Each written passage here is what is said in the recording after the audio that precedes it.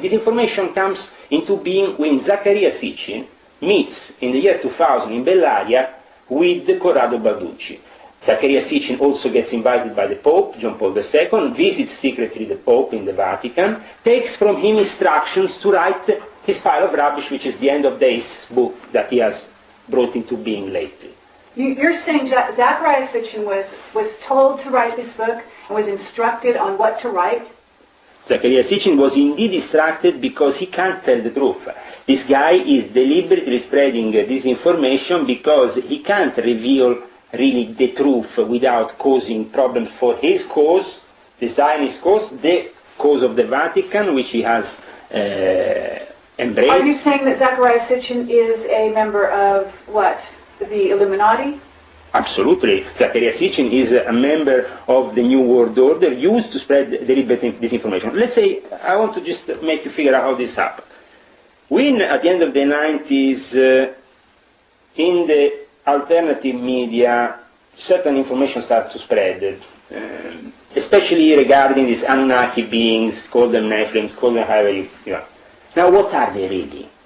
Do they really want you to know what they are? No, they want you to know what they want, you know, how their idea that they want to spread is something of a pre-constructed idea, which is disinformation. It's not the real thing. If you knew in reality what these entities were, you will not even touch them. You would just drove the other way. Well, tell us what is the real nature of the Okay, no, but I tell you, just a second. From your point of view. No, but it's interesting how the Jesuits spread this information. A Jesuit contacted an Italian journalist in the UFO scene and spread a certain amount of disinformation, including the fact that the SIV was still the greatest intelligence in the Vatican. With what? With 100 people, a couple of Benedictine monks, a couple of nuns, and the Vatican includes millions of members worldwide. They all function as intelligence from the beginning of time. They all go to confessions. The Catholics, well, they are part of an intelligence system run by the Vatican. That's how it is from the beginning of time.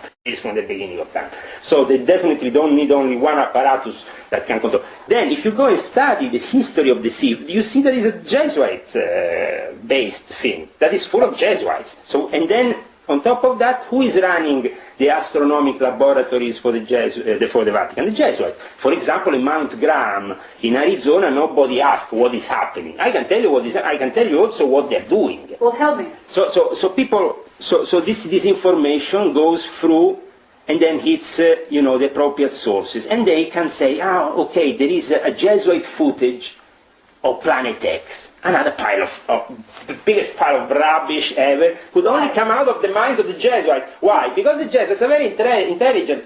They can figure out how to take, sorry if I say very low word, the piss out of anybody, because they are really masters of deception. I work with them. I will show you some picture after of these people, but how they work is... But what is their motive for this disinformation? So you want to know more about the entities. Now, who is spreading this? How they think? Zaccaria Sitchin met with Corrado Balducci. Who is Corrado Balducci? Corrado Balducci is not only the official spokesman for the UFO in the Vatican. You understand? This is just a front. Who is he? He's a demonologist, the biggest exorcist in the Vatican. Right. That should already make you think, okay, there is a connection here between the alien myth and the demonology. Mm-hmm. Now we found also that this connection is very much alive when most of the people who have spread the disinformation regarding the alien beings have been from the time of Aleister Crowley, his followers of Hubbard, or whatever. But the people that have been deliberately spreading this information. But to a certain extent, Hubbard knew the truth as well as Crowley, because they said themselves, I mean, it was Crowley who said, you call them gods, then we call them angels. In 50 years we will call them something else. He showed the image of the lamb, which was the first image resembling an alien being. This is genies. In Islam we call them genies.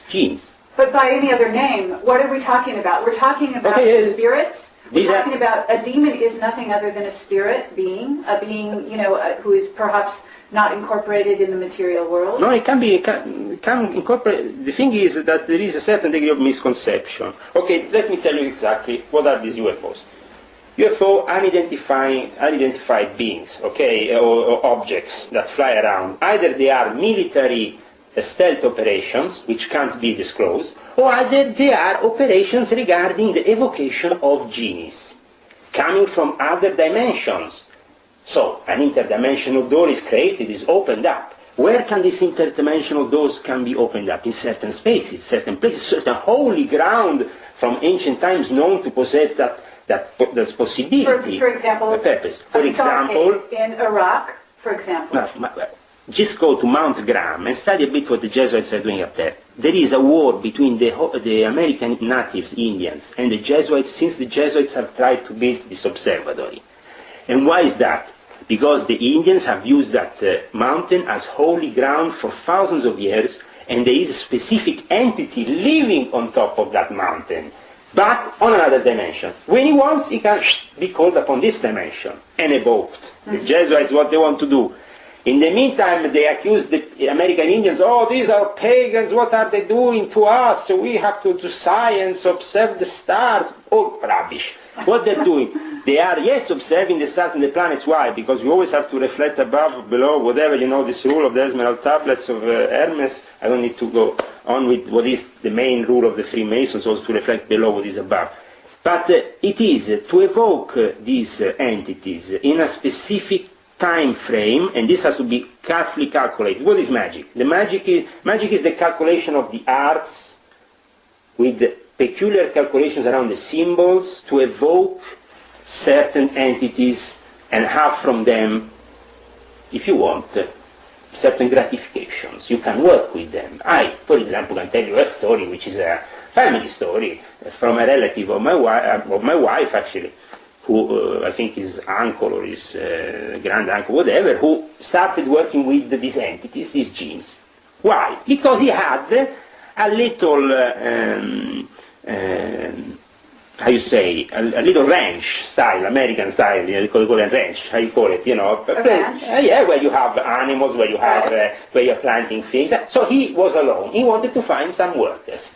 This guy was very clever because he knew certain secret codes within the Quran that shouldn't be used. He knew how to use them. He knew that reciting certain prayers in a continuous motion, he will evoke certain presences. And eventually he got to make a deal with them, and they were working for him at night in the fields, doing all the field work. And a lot of Americans say, wow, I would love to have that going on in my place, you know. I could have a couple of these genies coming to work for me. But that means subjecting yourself to those entities. That guy had to sell his soul. More than that, he would be enslaved by those forces for the rest of his life.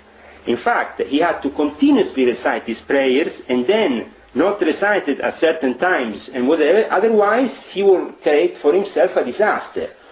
And so, okay, well then let's talk about you, for example. And these entities also do the same thing as what the Americans call abduction. I found reports in Middle Eastern villages, many Middle Eastern villages, of abductions. But how they're not going to go to an American researcher and say, I saw the UFO.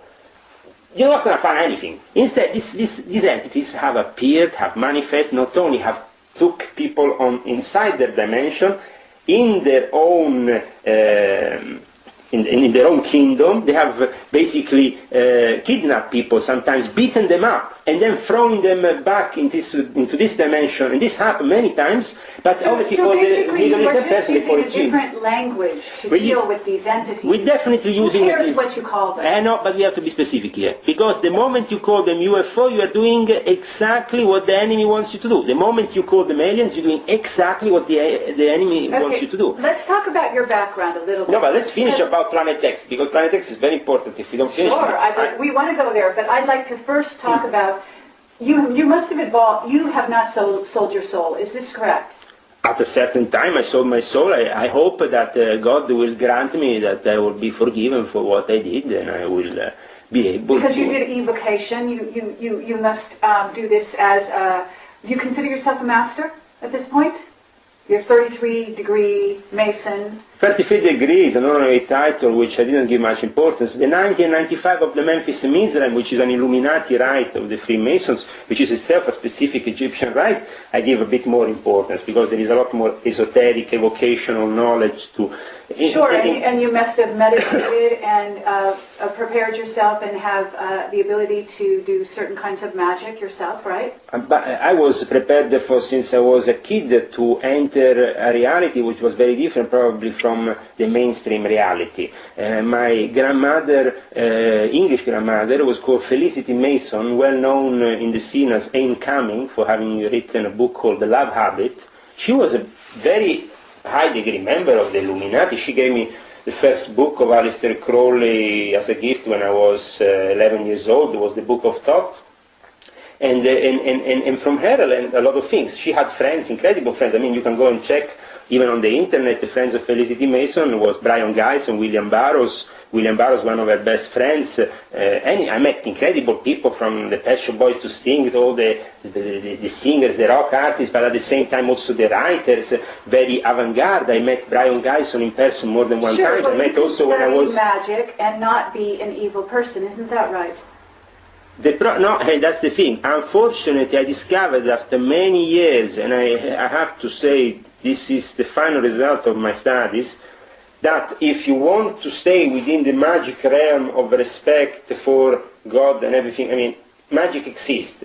You can stay in its magic realm, but you don't have to move anything and become an active part of it, because that's dangerous. It's forbidden to do any magic in my new religion, which is Islam, what I've embraced. It's forbidden because it's too dangerous. I will also advise people that are entering the New Age kind of scenario where you have a lot of this spiritual practice that are somehow misleading, and most of them also manipulated by the usual Jesuits, like the hexagram. Now, the whole thing brought by Gurdjieff. But go and study who is dealing now with this system and who has been behind this system now. And you will see the usual Jesuit, the fact that the Jesuits are even present in the New Age movement is not acknowledged by the New Agers, but they should wake up. If this information from the alien department, the planet text, or whatever other spiritual practice is coming filtered from them, it's because there is a reason. They don't want you to perceive the real matter, the real reality. What is the real reality then? The real reality is that we are definitely in a constant fight between angels and demons, between the devil, Iblis, who represents the dark side, and God. Now, if we accept that everything in nature or around us is itself part of God and a representation of God, we are all emanation of God, or emanations of God. You are one emanation of God in this moment, he's another emanation of God in this moment, I'm, alhamdulillah, another emanation of God. Probably not the best, but at least I try. We all manifest. Absolutely. You see, God has 1,001 names, many different ways of being. Good and evil as well are good and evil, God. absolutely, because Iblis itself, the devil, yes, but the darkest side of God, created itself by God. So obviously there is no creation, neither in the dark or the white side, that is not part of God, because God is the input, the starting input to this whole universal consciousness and also universal reality in the material plane. It was by an act of grace of God that we are here today in this little minimal infinitesimal planet in a lost solar system, that we are here today talking like this. Why? But we have also our own history. We are reflections of God in many ways, and we have been granted the possibility of choosing where to go. We want to go towards God, or we want to go towards the darkness. So tell me, your moment of realization in which you departed from being a member of the Illuminati, what happened to you? What made you change your mind? See, it was in a very specific period of time in my life. I was actually, my wife was pregnant, waiting for my kid. That was after born Isaac Rumi, alhamdulillah, very good. And he was born on the 7th of July, 2006. And a very specific day, very symbolic also for me, because a year prior to that, I was in London just a week before what happened on the 7th of July. And I have to tell you that definitely the whole of London was flooding with psyops, and they were working all kinds of manipulation to pull off what they pulled off that year, which was the terrorist attack in a tube station, an underground station, just one block away from where I used to live. I used to live in Liston Street, just down the road from my jail also. Basically, I could have been myself there. I could have been if I was actually just a few more days in London. But what I realized was that through a series of acts of grace, God has given me the possibility of still being here. In the year 2003, I started to clash with the Illuminati, especially the American side of the Illuminati, which was made up of a series of occultists, all very presumptuous, with various secret societies, all manipulated by the CIA in one way or the other, but still loyal to the New World Order plan in any way. How did you disagree with them? I disagree with them. Initially, I tried to find the possibility of a meeting. We wanted to celebrate the 1904 anniversary. What's that? The revelation that Aleister Crowley made in 1904 was the revelation of Ivas, the messenger of the messenger of basically Horus, this god from ancient Egypt. That Horus. Yes, Horus. He delivered the book that the Illuminati took somehow seriously, which was this book of the law, which is the biggest pile of rubbish in the world, but also is a very dangerous book. It's the heretic book that I would definitely, I don't see many books being so heretic, but if there is one that definitely has all the blasphemies, is the book of the law of Aleister Crowley. Okay, but also all the contrast, because this book says on one, a beautiful word, that love is the law, love and the will, or each man and each woman is a star. Beautiful words, incredible. But then you have, on another phrase, terrible things. The law of the strong should prevail. Mary should be torn on the cross. Muhammad should be... Sorry, please embrace me, sorry for what I'm saying, because really what is on this book, the book of the law, is everything and the contrary of everything, which represents really the Luciferian character of Aleister Crowley. And the fact that he found many adepts for what was to come in the years after him. You see, Aleister Crowley managed to plant his seeds very carefully into America, in California, with the Parsons Lodge, which Hubbard became a member then after he founded Scientology, but he managed to plant his seeds very well, also in Canada, and through these seeds, a revolution came into being. That became after the New Age Revolution, because 10 years after the death of Aleister Crowley, William Burroughs and others were practicing at the Beat Hotel his rituals. And then years after that, we have the 1960s revolution, which is a whole hymn towards Aleister Crowley's work. If you want, on many sides it's been manipulated the 60s, and I must say, very sadly, we have to understand that this manipulation went, especially for the people who were more innocent, who became victims of these gurus coming from India, were deliberately spread into the West with fake and false, showing a little bit of their techniques that obviously the Western man, because the Western man is now so distant from the spiritual reality, and the possibility that the spiritual also becomes the material, so these two realities are connected. That's why when before you ask me who is more powerful, the Pope or the presidents, well, the thing is, does the president die, the president of the US, or not? Yes, he dies. One day he will die. He can't be immortal, okay? So he has to meet death.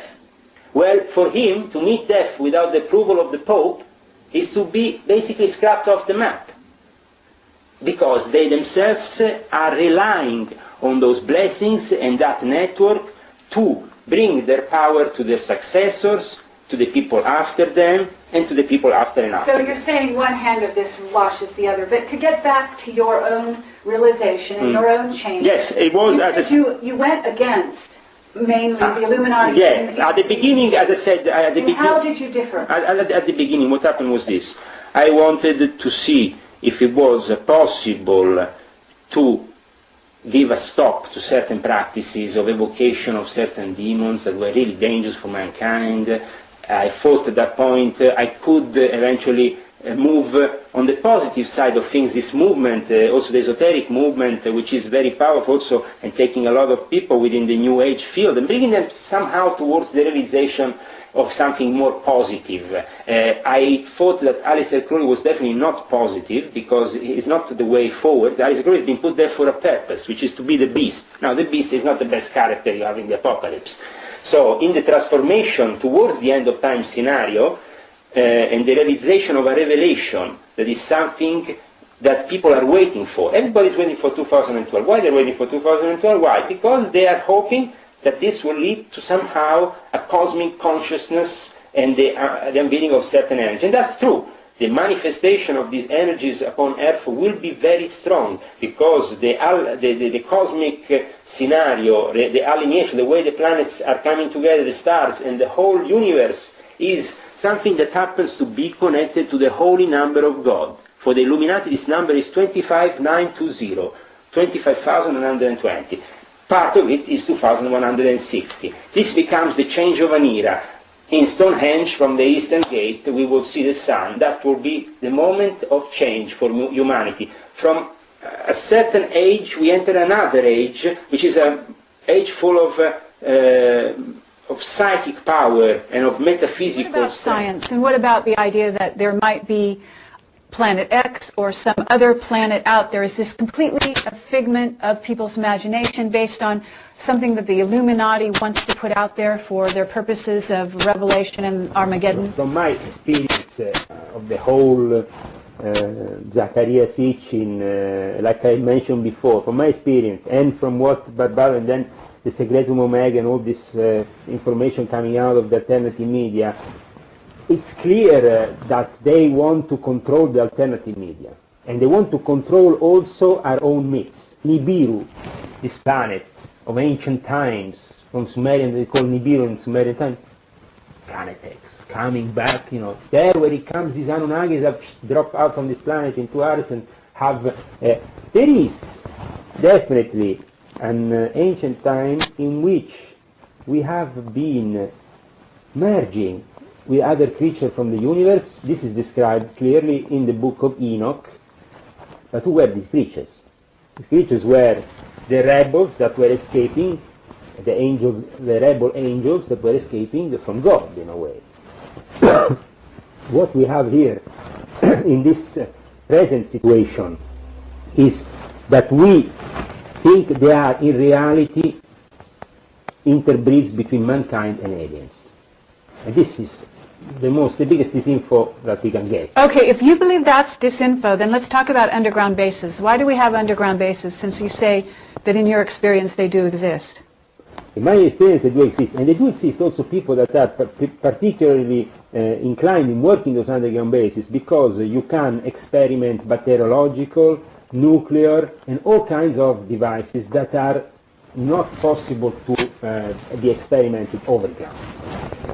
And also to experiment the most evil of the evil, because mankind nowadays is playing God, playing with genes, playing with mixing a cow with a dog, with a human, with a lion, with a... Okay, but what about... Okay, so you're saying genetic engineering, you're saying genetic engineering, you're saying hidden, atomic bombs, whatever, experimentation. And also but why are they building cities underground? Cities underground are built for the disaster scenario, the doomsday scenario. Well, is there such a thing? Yes. What is that? Is this a real scenario, or is this fake? From my experience in the Illuminati, the moment in which 2012 was mentioned was either because 2012 was 21st of December, the peculiar date in which a ritual had to start, a Pythagorean ritual, because Freemasons traced their ancestry to Pythagoras as their first... Pythagoras, yes. For them, the fact that this 25920 is the number of God, and it coincides with the changing of an era, has to be celebrated with a ritual that reflects above below. So on the 21st of December, you're going to all see them there with their aprons. It's a holy day, it's the winter equinox. But do we see no cataclysm? The whole pyramid will be together. For the first time, every single cult will be celebrating one way or another this specific day. Because we are moving the whole of our consciousness into a different part of the universe. Brainwashing control operation of Chinese. Chinese represent this day the ideal government for the Illuminati, or for who wants to do business. Because the Illuminati, including these people here I've shown the picture before, they all meet up in Shanghai doing business. One of the rituals, which I'm going to show you the picture after if I remember, is the ritual of the ancient Chinese tea, which is not a tea, but it's a kind of specific drink that they bring from a little village that it tells you gives you immortality, but actually gives you a lot of energy. It's like 20 ginseng altogether, or like a line of cocaine. It's a specific water they bring from this village and a specific plant which they make this tea, and everybody was enjoying it in Moscow much more than any drug. And I found this very interesting, and they were doing the classic traditional Chinese tea ritual, that was the... But what is the admiration of the West for Chinese is especially their absence of any form of democracy, the complete control of their society. For America, being like China is a dream nowadays. Why? Because the American dictators that are implementing now their so-called Patriot Act see in China the ideal place where nobody can actually object to anything. You can't have more than one child. But at the same time, this also gives the Americans and the people at the fake opposition, because America is not the real opposition to China, forget it, they want to make cash with China, they want to make cash with Iran, Iran wants to make cash with America, cash with China, Sudan, who cares, make the cash, couple of Hollywood stars running at Darfur. Bullshit! People are idiots, giving money to these idiots and putting them in power. My God, I don't understand. Democracy, the biggest illusion of all time. It doesn't exist. It doesn't exist. And the division between church and state is a fake. It doesn't exist. It's all linked, and it's all run by the Vatican and the Jesuits at the top of the pyramid. I know, and you forgot to mention also the Zionists, which are very powerful in this whole enclave, which represent the old aristocracy of the old Jewish families are the old aristocracy. Why? Because these aristocratic families, like for example the Queen of England, like to trace themselves back to King David. They see themselves, including my family, the Lion family, as descendants either of Jesus or at least of King David. So they seem to be viewing England in general a bit like the lost tribe of Israel.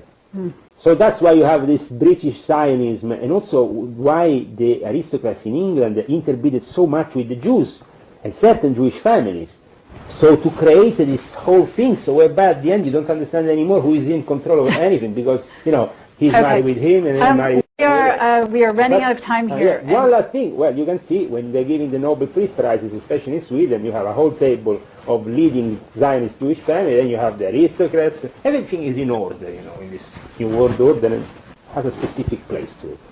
Okay, well, thank you, Leo. You're a very brave man. Obviously, you're going up against an incredible opponent, and I think that I'm going up definitely against an incredible opponent, because for certain people, they fall into the trap of becoming victims of it. And this, I think, is happening a bit to the Barbato guy with his Secretum Omega. It's easy to become victim of this whole disinfo operations or of this mind control that is going on for certain projects. For example, there was a guy who was deliberately made give this information regarding the cosmic top secret level of NATO, saying that it was linked with the recovering of... You're talking about Robert Dean, the person we interviewed. Yeah, a guy like him. I didn't know you interviewed him, but I heard about him many times. I think it's a typical example of how you can fall victim of these people. Because at that point, they give you certain information. They know they have given you this, they have showed you certain things. They have showed you just enough, okay, boom. And then the rest of the life, what you do? You get kicked out of all your jobs, you get to become the victim, obviously. But at the same time, what you saw and what really you are reporting, is it really true, or is it a cover-up and an operation to cover up other interests by the powers that are there and by the people on top of you that know obviously very well how to mind control people and how to spread this information? We said before, some people call them in another way aliens, UFO, so you said it's only a matter of calling them in different ways. Yes, but by calling them aliens and UFO and by spreading the myth of Roswell and all that, what has happened is just that people, the modern day, the average person out there, watching TV, gets brainwashed by all this rubbish. And at the end of the day, he's not really understanding that there is demons, there is angels, there is God, and if there is an end of time scenario, this is a very serious scenario and should be taken very seriously. Okay, that's it. Do you have any more? Yeah, sure. Okay, say that one more time. And this scenario, say your last line. This scenario is definitely very important if we are approaching the end of times, and some great changes will be definitely happening. But for them to brainwash you about the aliens and all that, while instead the real intention is to just microchip you and put you in a global network in which you are the prisoner. That is their control scenario to reduce the world's population drastically. You see, that is another thing that definitely is to do with the resources, more than to do with objectively, the Illuminati want to do money on us. They are heading the corporates, the secret societies are making business on us. So for them, they don't have a program to eliminate us. But the problem is the heads of the whole thing. When they see that there is missing the resources for all of us to be living at the same time, then they have to eliminate part of the population. And in that case, they bring in the weapons, they bring in the wars that can make sure, or the disasters that can make sure that the population gets decreased. Is this in progress at the moment? See, the thing, you asked me before about the underground bases, and my experience is that they actually not only exist, but they are being held for maybe an upcoming scenario which is going to be apocalyptic. There seems to be in the Illuminati a firm belief that the coming back of Christ will coincide with a series of disasters that will change the face of the earth forever, including the possibility of the elimination of 3/4 of the population of mankind. But this is not man who is deciding this. This is only God that can decide this. I hope that they will make a clever use of these places, but they are being really evil. They are even stationing the seeds of the future generations in a base up north. They're doing obscene things that in the eyes of God are an insult to anything. I want to say the solution will come at the end, but these people will be defeated. And they will be defeated with a long war. But this long war, unfortunately, the Americans will have to be fought. And many lives will have to fall for it. So we can't fight a war without the dead people on the ground. At the end, there will be a war, and there will be dead people on the ground. Because the moment they want to microchip me, I'm going to take out a gun and shoot at them. that's the thing, you know. So it's down to be a bit realistic. In this conspiracy movement, we haven't seen sometimes much realism. How we embrace the future. I have people, patriots from America, calling me every 2 minutes, we are ready here with this, that, weapon, we have building a big bunker here, another thing there, we are ready for this. Ready for what? You are a few hundred people or a few thousand, okay. You can have an enormous stash of weapons, preparing for an Armageddon scenario, but at the end of the day, it's worth nothing in front of the fact that we have the military here involved, the weapon dealers, the OCCAR. People don't even know what the OCCAR is, so I don't need to talk to people who don't know what the OCCAR is. What is that? This is the organization for the selling and methodical of weapons. How they have to be sold, when they have to be sold, and when they have to be and how they have to be developed for the selling. Then, you know, the old weapons always go to the African countries. We always give them a couple of old weapons. But the thing is this.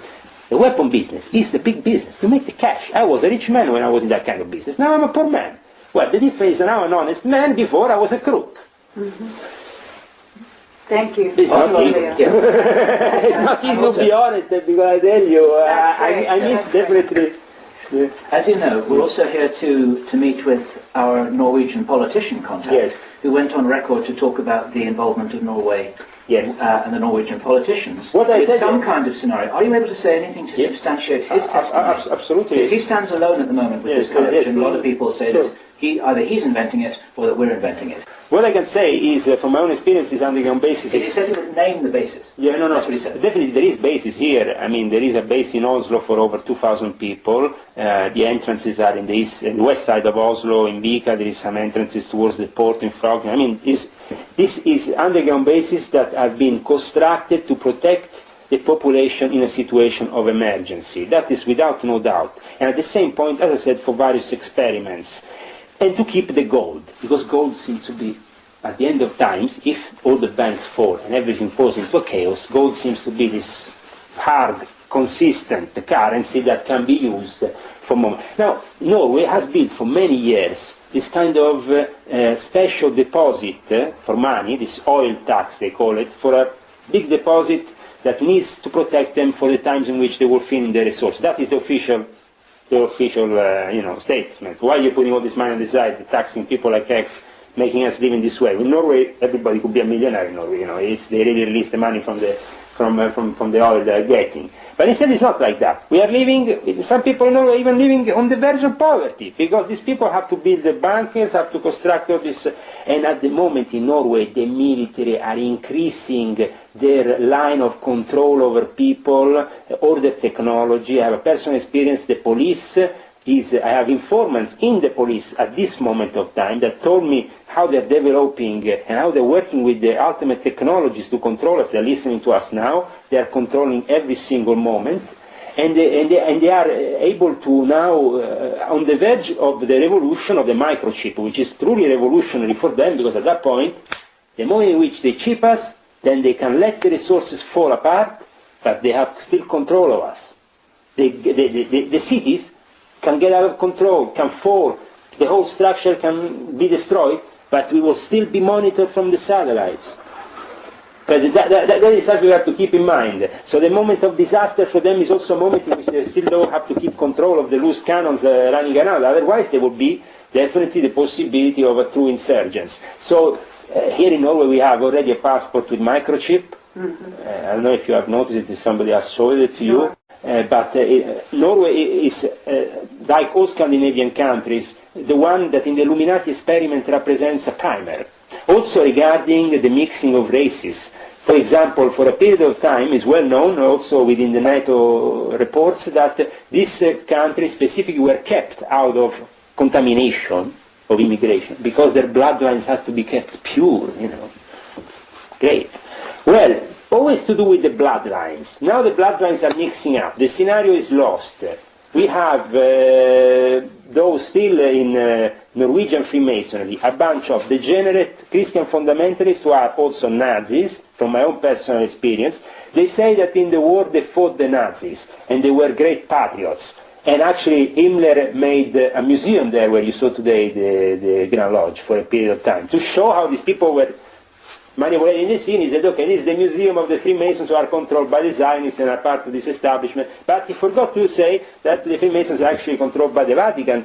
The most enlightened brother of the Red Cross in Norway is the 11th degree, who is linked to the Vatican and is approved by the Vatican, because this kind of Freemasonry is actually officially approved in every single ritual has been read because of the high content of esoteric knowledge. The Swedish system needed to be approved by the Vatican because they had to leave the last blessing on top of this system. So a Freemason from France, an officer from France, went with all the rituals to the Pope and showed the Swedish Rite rituals and said, you approve, His Excellency, this ritual, you know? He approved. That's it. So if he approves this bunch of pagan Egyptian nonsense and in this kind of things, what kind of word is this? It's a hypocrite word, where on one side they're claiming to be monotheistic and believe in one God, on the other side they're worshipping all kinds of gods. There is definitely a clash. You know. What about Berlusconi? Berlusconi is a well-known P2 member. He's trying to come back into power, right, in Italy? He is going to be back into power probably very soon. There is no alternative, because there is no the church make this government fall down. And why is that? Why the Prodi is now saying, I'm going to take care of my grandsons and leave in politics? Because he did one wrong thing to the Pope, and the Pope the week after made the government fall down. The Pope was supposed to have a lecture at the University of Rome, La Sapienza. This lecture couldn't happen because of the opposition inside the university, with all the people reminding, you know, that Giordano Bruno was burned on the stake, that Galileo was arrested, that a lot of things have happened, that, you know, the Pope shouldn't come to the Rome University of La Sapienza. So he didn't go. But the week after, he managed, with the Christian Democrats of Mastella, to make the government fall down. And Prodi now is going to go and play cricket, you know, or play golf or whatever. I mean, it's not going to be anymore into the field of politics, because he rebelled once. Well, he created this possibility of the Pope not going to the UNESCO. That's not, you know, I mean, that shows you the power of the Pope. The Pope doesn't have to talk much. Prodi does one thing wrong, he's out. Scrapped off the books, CFR, Bilderberg, whatever. He can be whatever he wants. Now, okay, so who's coming into power in America? Do you know? Is it going to be Barack Obama? Or is it going to now, in the last few days, if you go on the internet, you will see that Renz.com and other websites, Illuminati News, have published an article where I state that Barack Obama is Prince Hall Freemason, 32-degree Freemason, and also a CFR member. He has written a big article lately on this Council of Foreign Relations. Okay, yes, and you said that earlier, but Yeah. what about Hillary Clinton? She's another CFR member. Somehow...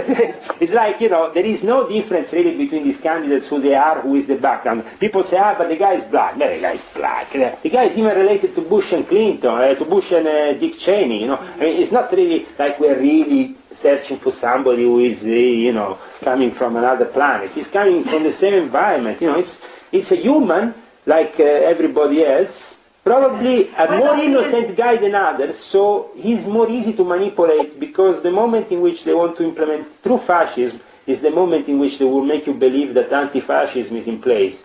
So to put Barack Obama as president and Hillary as vice president is a possibility that the Democratic Convention might take, or vice versa, depending on who is getting more votes at the end of this next vote. Okay, I have one last question for you.